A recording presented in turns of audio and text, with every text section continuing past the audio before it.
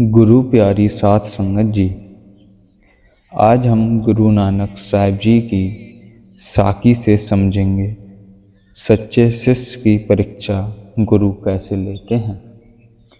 अक्सर हमारे जीवन में कभी ना कभी एक बुरा समय आ ही जाता है कि हम सोचने लगते हैं गुरु हमारी मदद नहीं कर रहा है, तो वो अक्सर हमारी परीक्षा लेता है। गुरु अपने शिष्य की ही परीक्षा लेता है। तो आइए हम गुरु साहिब की साकी से समझने की कोशिश करेंगे। बहुत प्यारी साकी है संगत जी, तो आप जी से विनती है साकी को ध्यान से एंड तक पूरा सुने ताकि साकी अच्छे से समझ में आ सके। तो साथ संगत जी, आज की यह साखी उस समय की है जब गुरु नानक देव जी अपने शिष्यों के साथ गांव-गांव घूमकर सत्संग और उपदेश दिया करते थे। उनके साथ कई शिष्य चलते थे, जिनमें से एक शिष्य बहुत ही विनम्र और सेवा भावी था। उसका नाम भाई लहड़ा था, जो आगे चलकर गुरु अंगद देव जी के रूप में प्रसिद्ध हुए। एक दिन गुरु नानक देव जी अपने शिष्यों के साथ यात्रा कर रहे थे। रास्ते में बारिश हो गई और कीचड़ भर गई। सब लोग एक स्थान पर रुक गए।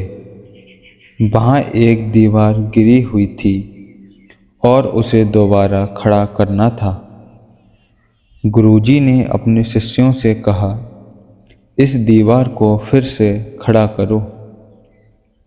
कुछ शिष्यों ने सोचा कि यह काम तो मजदूरों का है, हम क्यों करें। कुछ ने बहाना बना लिया कि हम थके हुए हैं, लेकिन भाई लहड़ा जी बिना कुछ बोले तुरंत सेवा में लग गए। उन्होंने कीचड़ में उतरकर दीवार बनानी शुरू कर दी। दीवार कई बार गिर जाती, लेकिन गुरुजी हर बार कहते, फिर से बनाओ। भाई लहड़ा जी बिना शिकायत किए पूरी श्रद्धा से दीवार को बार बार बनाते रहे।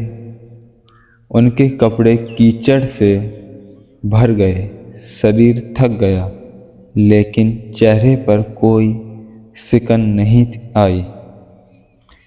सच्ची श्रद्धा। अन्य शिष्य आपस में कहने लगे, गुरुजी बार बार क्यों गिरवा रहे हो, यह तो व्यर्थ का काम है। पर भाई लहड़ा जी के मन में ऐसा कोई विचार नहीं आया। उनके मन में केवल एक ही भाव था। गुरु नानक देव जी मुस्कुराए। वे अपने शिष्यों की परीक्षा ले रहे थे। वे देखना चाहते थे कि कौन सच्चे मन से सेवा करता है और किसके मन में अहंकार है।